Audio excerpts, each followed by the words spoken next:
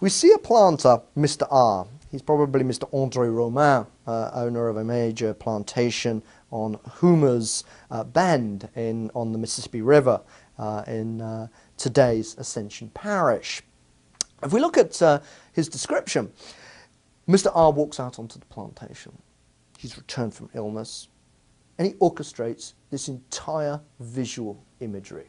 So he marches out, and he immediately inquires of the slaves, "Well, how are you girls?" he refers. Oh, and there's this immediate repartee between the enslaved and the enslaver. Or, well, there appears to be a sense of mutual interest. But even at this earliest point, the planter is beginning to inscribe his authority. This really gets to the core of how slaveholders thought of themselves.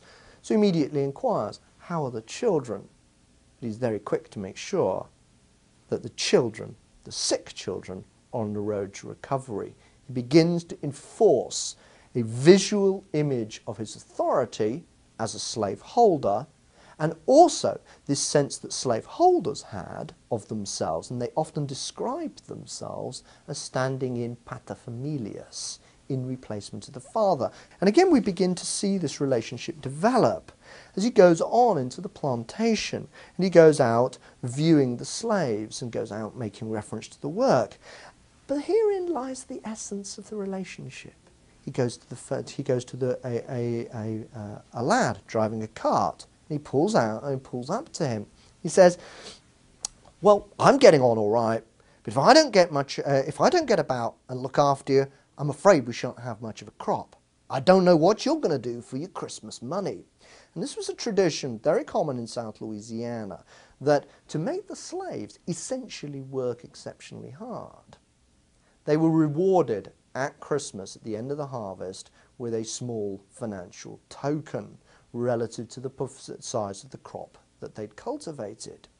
The planter enforces this idea of his generosity, but the slave is nonplussed. He's not fooled by this charade that the slaveholder has orchestrated, the showy display of authority that we have just seen with the slave women, now this rather ostentatious expression on the relationship with the young lad in the cart. Because the slave returns and says, "Oh, well, you just go on and look down the field somewhat, you just go and see what's there." And of course what the slave is reporting and pointing to is a fine stand of cane in the distance, and importantly by implication that the slaveholder will pay the Christmas money, and this time a substantial amount of it. Slavery is a relationship built on force. It's built on the ownership of one person by another.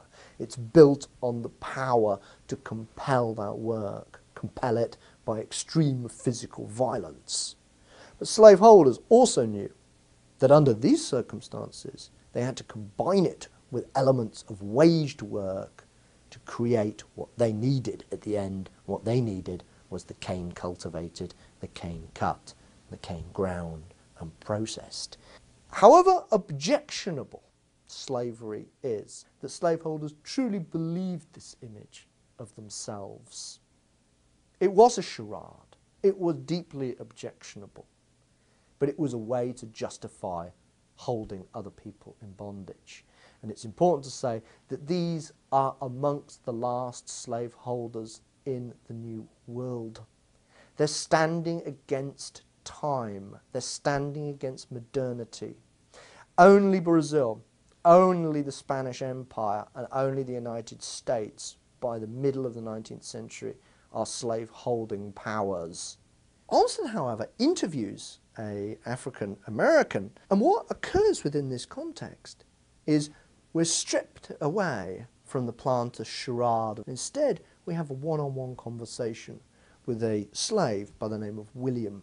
So we learn at the very first instance that he comes from Virginia, and like so many of his compatriots of those slaves who resided in South Louisiana, they were part of the interregional slave trade, the movement of slaves from Virginia and Maryland to the deep south, hence the expression sold down the river. He wants, above all, to return to his family.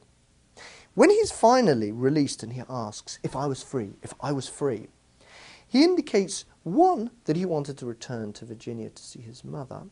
Secondly, he says what kind of a world he wants to live in. And he says what he wants to do is raise some crops on a little farm, a little land, but land of his own, independent land. And he says he wants to trade them down in New Orleans.